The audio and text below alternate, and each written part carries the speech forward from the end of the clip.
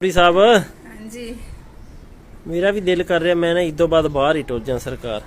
ਤੁਸੀਂ ਕੀ ਚਾਹੁੰਦੇ ਮੇਰੀ ਬੀਵੀ ਖੁਸ਼ ਹੋ ਜਾਏਗੀ ਬੀਵੀਆਂ ਨਹੀਂ ਖੁਸ਼ ਹੁੰਦੀਆਂ ਹੈ ਜਦੋਂ ਬੰਦੇ ਕੋਲ ਹੁੰਦੇ ਨੇ ਨਾ अच्छा ਉਦੋਂ ਕਹਿੰਦੀਆਂ ਨੇ ਇਹਨਾਂ ਦੇ ਜੇਬ ਵਿੱਚ ਪੈਸਾ ਹੀ ਨਹੀਂ ਹੈ ਕਿਸੇ ਨਾ ਕੰਮ ਦਾ ਨਕਮਾ ਬਾਹਰ ਹੀ ਟੁਰ ਜੇ ਤੇ ਚੰਗਾ ਏ अच्छा ਤੇ ਜੇ ਉਹ ਬਾਹਰ ਟੁਰ ਜੇ ਤੇ ਫਿਰ ਕਹਿੰਦੀ ਫਿਰ ਰੋਂਦੀਆਂ ਨੇ ਸਾਈ ਸਾਈ ਰਾਤ ਫੋਨ ਕਰਕੇ ਅੱਛਾ ਕੋਈ ਜੀ। ਹਾਲ ਨਹੀਂ ਕਰਦੀਆਂ ਹੁੰਦੀਆਂ ਨੇ ਇਹੋ ਜਿਹੇ ਪੈਸੇ ਨੂੰ ਕੀ ਕਰਨਾ ਜਿਹਦਾ ਬੰਦਾ ਹੀ ਨਹੀਂ ਕੋਲ ਹੈ अच्छा जी ਕੋਲ ਹੋਏ ਤੇ ਪੈਸਾ ਨਾ ਹੋਵੇ ਤੇ ਕਹਿੰਦੀਆਂ ਨੇ ਟੁਰ ਜਾ ਕਿਸੇ ਪਾਸੇ ਕਮਾ ਕੇ ਲਿਆ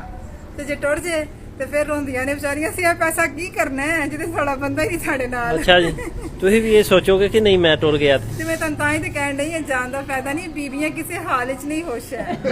अपने हाल दा दसो ना बीबियां नु छड्डो चौरी साहब ਤੇ अपना ਮੇਰਾ ਵੀ ਇਹੀ ਹਿਸਾਬ ਹੋਣਾ ਮੈਂ ਕਹਿੰਦਾ ਪੈਸੇ ਨੂੰ ਕੀ ਕਰਨਾ ਜਦੋਂ ਆਪਣਾ ਬੰਦਾ ਹੀ ਨਹੀਂ ਕੋਲ अच्छा जी ਤੇ ਫਿਰ ਤੁਹਾਨੂੰ ਵਾਪਸ ਬੁਲਾ ਲਾਂਗੇ ਫਾਇਦਾ ਨਹੀਂ ਹੈ ਆਰਾਮ ਨਾਲ ਇੱਥੇ ਹੀ ਰਹੋ अच्छा जी ਸਹੀ ਕਹਿੰਦੀ ਜੇ ਮੈਂ चलो चौरी ਜਿਹੜੇ साहब ਪਰਦੇਸੀ ਬਾਹਰ ਨੇ ਨਾ ਬਿਹਤਰ ਜਵਾਬ ਤੁਹਾਨੂੰ ਦੇਣਗੇ अच्छा जी चलो ਸਾਰੇ ਮੇਰੇ ਵੀ ਜਵਾਬ ਦੇਣ ਹਜ਼ਰਾ ਮੈਨੂੰ ਆਹੋ ਉਹਨਾਂ ਕੋ ਪੁੱਛੋ ਹਾਂ ਭਲਾ ਕੀ ਕਹਿੰਦੇ ਨੇ ਉਹਨਾਂ ਦੀਆਂ ਬੀਵੀਆਂ ਕੀ ਹਾਂ ਕਹਿੰਦੇ ਅਗਰ ਮੇਰੀ ਗੱਲ ਕਿਸੇ ਨੂੰ ਬੁਰੀ ਲੱਗੀ ਹੋਈ ਤੇ ਮੈਂ ਸਾਰੇ ਵੀਰਾਂ ਕੋ ਮਾਜ਼ਰਤ ਵੀ ਕਰਨੀ ਆ